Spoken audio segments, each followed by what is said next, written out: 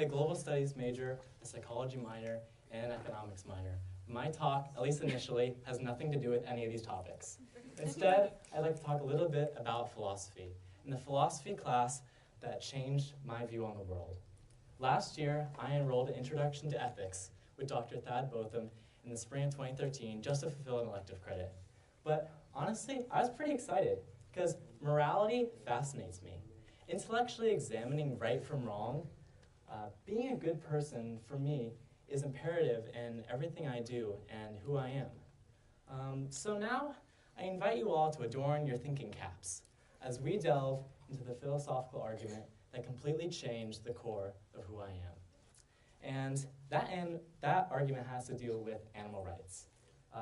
Do animals have rights? If so, are they equivalent to that of humans?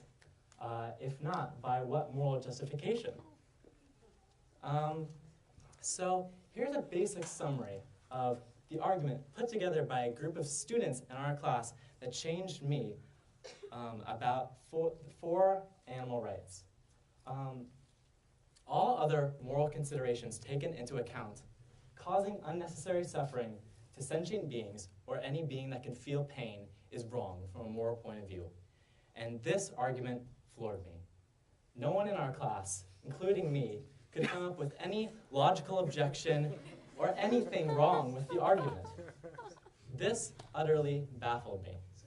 Because the notion is simple.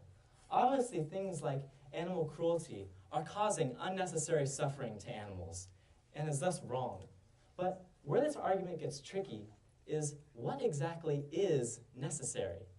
Could this extend to even harming and killing animals to eat them? After all, is that really necessary? Do I need meat and cheese to live?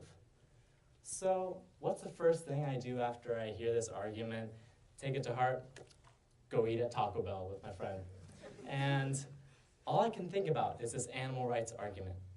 And I tell him, you know, I think I might be vegan.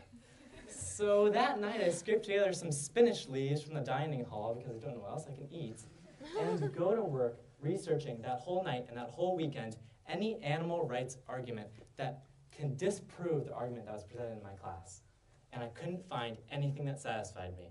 I read philosophy papers, I watched documentaries, I went through forums, anything that could give me more information on the animal rights debate. Couldn't find anything. So I made a promise to myself that I was going to eat completely vegan until I could find an argument against animal rights that satisfied me. That as long as I could healthily abstain from causing harm to animals by eating them, then by God, I was going to do it. And here I am, healthy and haven't eaten an animal product since Taco Bell. My God, Taco Bell. 1 year ago, almost down to the day. So you may be asking, what's the point of all this? Do I just want you all to eat only vegetables, hold hands, and sing Kumbaya in the Hidden Valley? No, not quite. I can't even eat ranch. But please understand, I am not trying to convert you all to veganism. The title of my speech is just a play off of Stephen Colbert's magnificent work of art here. The point I am trying to convey is one of power of education that I realized looking back on this experience. That knowledge is literally power. It has the power to change the entire course of your existence, as it did mine. In one 50-minute class period, I went from being a content, meat-loving carnivore to a strict vegan. But too often, we get caught up in deadlines, exams, and grades, and we forget about the learning process altogether.